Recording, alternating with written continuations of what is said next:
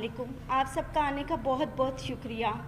मेरी आज press conference करने का मकसद अपने साथ होने वाली माली और जिनसी ज़्यादती को मंजर आम पे लाना है। मेरे साथ ज़्यादती करने वाला शख्स कोई आम शख्स नहीं बल्कि बाबर आजम है, जो इस वक्त पाकिस्तानी क्रिकेट टीम का कप्तान है। मैं अपनी बात शुरू करने से पहले आपको बताती चलूँ कि बाबर आजम से मेरा ताल्लुक़ आज कल से नहीं है। मेरे ताल्लुकात उससे उस वक्त से हैं जब वो क्रिकेट की दुनिया में उसका कोई ताल्लुक़ नहीं था और वो एक गरीब घराने से ताल्लुक़ रखता था। आप तमाम सहाफ़ी भाइयों से मेरी रिक्वेस्ट है कि मुझे इंसाफ दिलाया जाए और मैं उम्मीद रखती हूँ कि आप हर हाल में मुझे इंसाफ दिलाएंगे ताकि आइंदा कौम की किसी बेटी के साथ इस तरह की ज़्यादती ना हो जो मेरे साथ हुई है। मेरी रुदात कुछ इस तरह है कि बाबर आजम और हम एक ही महल्ले में बड़े हुए हैं, इकट्ठे रहते थे और वो मेरा स्कूल फेलो था।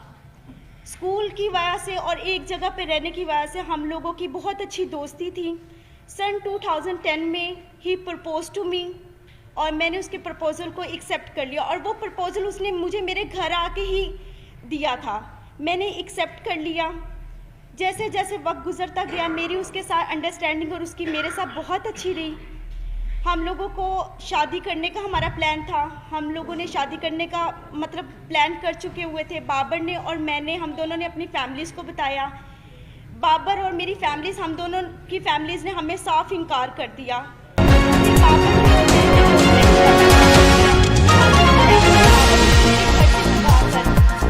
बाबर मुझे खुद अपने घर से भगाकर कोर्ट मैरिज के कहकर मुख्तलिफ जगहों पर किराए के मकान पे रखता रहा।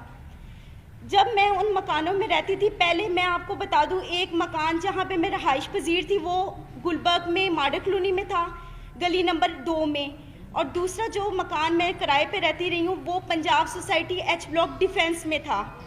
वहाँ पे हम रहते रहे हैं। मैंने बाबर को कई मरतबा उस दौरान इसरार किया कि हम शादी कर लेते हैं, लेकिन बाबर ने मुझे यही कहा हमेशा कि अभी हमारे हालात ठीक नहीं है, थोड़ा वक्त गुजर जाए फिर हम निकाह कर लेंगे। हालात थे इस तरह के कि हम लोगों के कोई खाने पीने का कोई इस तरह नहीं था। मैं नौकरी करना शुरू होगी। बाबर ने मुझे बताया था कि वो क्रिकेट खेलना चाहता है और उसको क्रिकेट का बहुत शौक़ है और मैंने उसकी इस कोशिश में पूरी कोशिश की है। अपनी मेहनत हद से ज़्यादा मैंने उसके साथ अपनी मेहनत की है, उसके साथ मिलके 2000।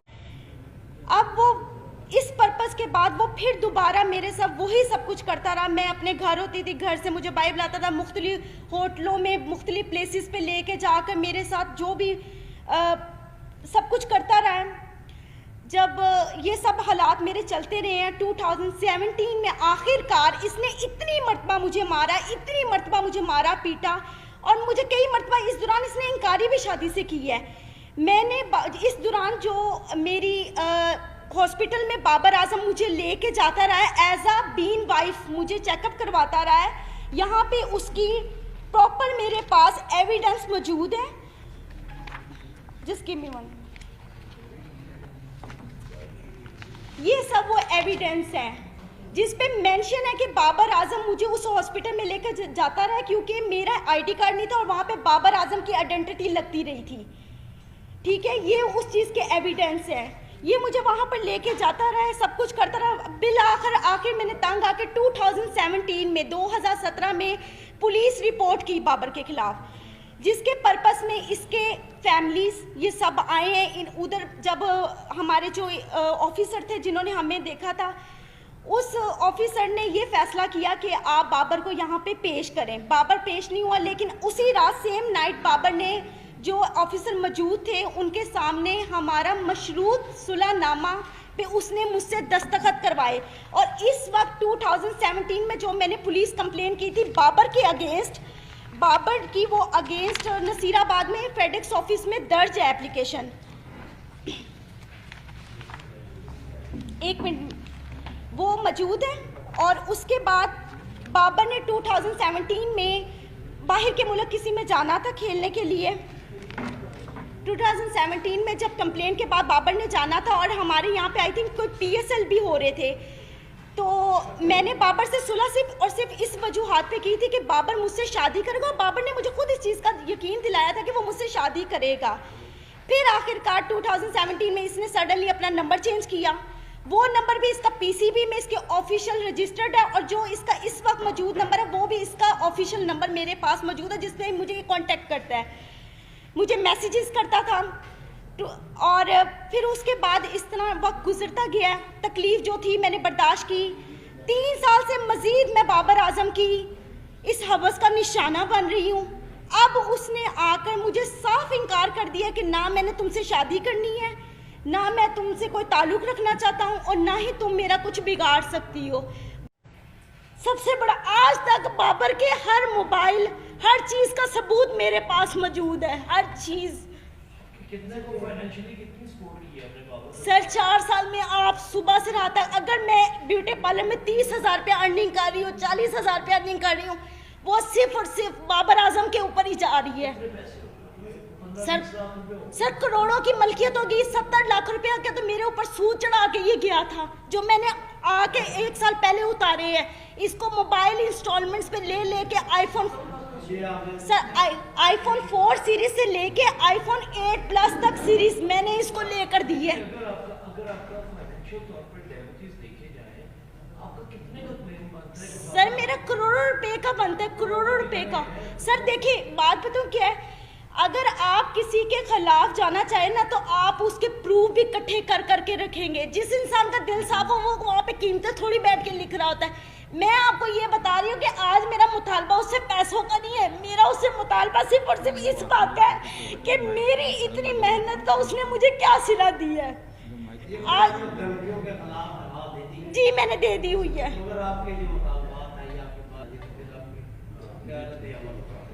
वो मुझसे शादी करे, मैं करूंगी, मैं हर जगह पे जाके अब करूंगी, क्योंकि मुझे नजर आ गया कि बाबर की तरफ से मुझे साफ इंकारी है, साफ इंकारी है। मैंने आज से 1 महीना कंटिन्यूसली पीसीबी के वहां पे फोन किए है, मुसलसल फोन करती रही हूँ उनको। जब मैंने ये अपना जो था मैटर बताया, उन्होंने कहा ये हमारे प्लेयर की पर्सनल लाइफ है, हम नहीं डिस्कस करना चाहते। मैं पुलिस के पास गई, पुलिस ने जो मेरे साथ किया वो मैंने आपको बता दिया। अगर हमारा कानून इतना स्ट्रॉन्ग हो तो आज मैं यहाँ पे आके बैठ के आप लोगों के सामने दलीलें पेश ना करूँ।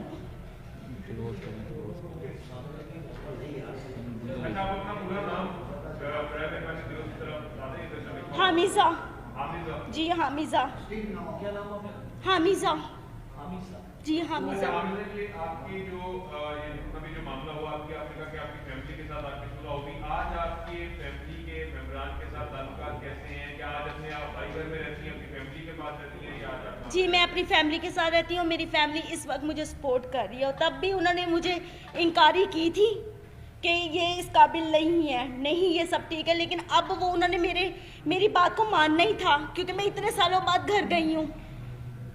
और वो मेरे रिश्तेदारों को, लोगों को यही बता रहे हैं कि इसकी शादी हो चुकी हुई है। अच्छा, आपके काउंसिल से हमारी रिक्वेस्ट होगी, काइंडली बताइएगा इसका जो केस है उसकी कानूनी क्या जो है वो डेवलपमेंट क्या हो? जी मैं बता रहा हूँ जी। इन्होंने 20 नवंबर 2020 को CCPO लॉर्ड साहब को,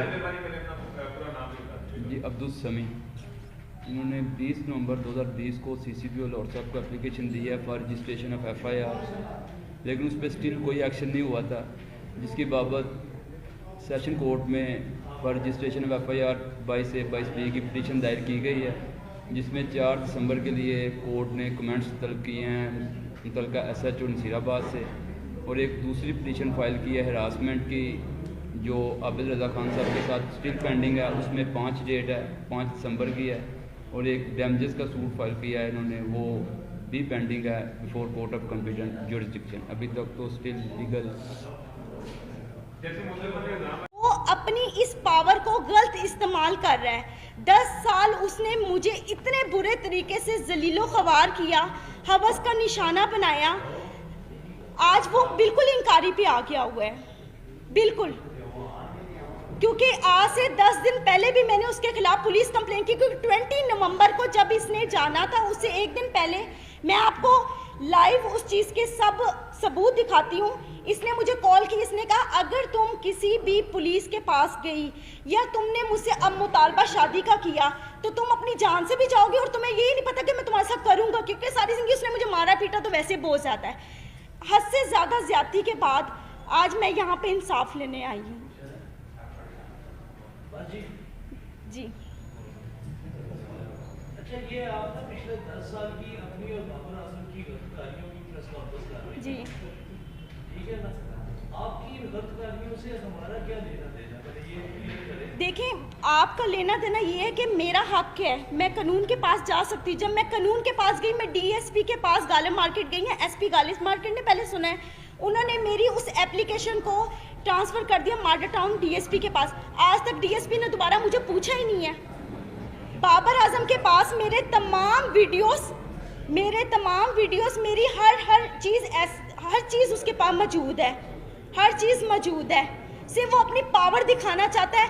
जहाँ जहाँ पीसीबी ने जहाँ जहाँ इनको कमरे ठहरवाए पाकिस्तान के अंदर जब ये मैचेस खेलते थे, उसके साथ वाला हमेशा कमरा मेरा हुआ है, हमेशा।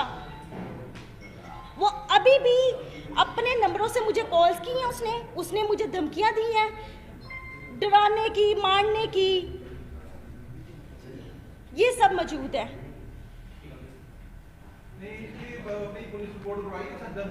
जी मैंने करवाई है। आप जो मेरा लीगल जो प्रोसेस चल रहा है वो आपको यही बता सकते हैं कि क्या लीगल अभी हम लोग एक्टिविटीज़ हमारी इसके खिलाफ हैं। जी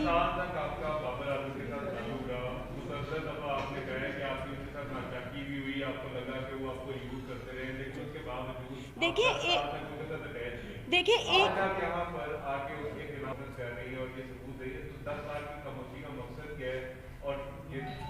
देखिए 10 साल से मैं खामोश तो नहीं थी। मैं तो 2017 में भी गई थी पुलिस के पास, और आपको मैंने वो आई थिंक बताया भी है कि वहाँ पे मेरी कंप्लेन रजिस्टर थी। फिर भी मैंने सुलह इस बात पे की थी कि मेरे ख्याल में मुझे उससे मोहब्बत थी, हद से ज़्यादा मोहब्बत थी। देखिए बगैर कोई लालच के तो किसी के साथ इस तरह करता नहीं है। लालच नहीं था मुझे सिर्फ उससे मोहब्बत थी, और वो मोहब्बत मेरी यहाँ तक आज मैंने इसको स्ट्रगल करवाया है। आज ये जो सारी मीडिया और दुनिया के सामने ये बात करता है कि मेरे पेरेंट्स, मेरे फादर, मेरे सब सपोर्ट है। आप किसी भी मैच में जाकर, पिछले इसके मैचों में 17 से पहले जाकर आप देख सकते हैं बाबर आजम के कभी किसी भाई ने, किसी बाप ने वहाँ पर आकर देखा कि बाबर आजम क्या कर रहा है वहाँ पे? कभी भी किसी ने नहीं देखा। और आज तक 10 सालों में मैं बाबर आजम के एक पैसे की रवादार नहीं हूँ, क्योंकि मैं खुद सेल्फ मेड वूमेन हूँ, खुद कमाने वाली हूँ, क्योंकि मैंने बड़ी मेहनत की है दिन रात इसके पीछे कि ये किसी स्ट्रगल करके इसके किसी मुकाम पे पहुंच जाए। No doubt he is a very brilliant player, उसने मेहनत की है, लेकिन उस मेहनत के अलावा इंसान को और भी चीज़ों की ज़रूरत होती है। मेंटली तौर पे, फाइनेंशियली तौर पे सबसे बड़ा हमारा जो पॉइंट होता है वो फाइनेंशियली तौर पे होता है।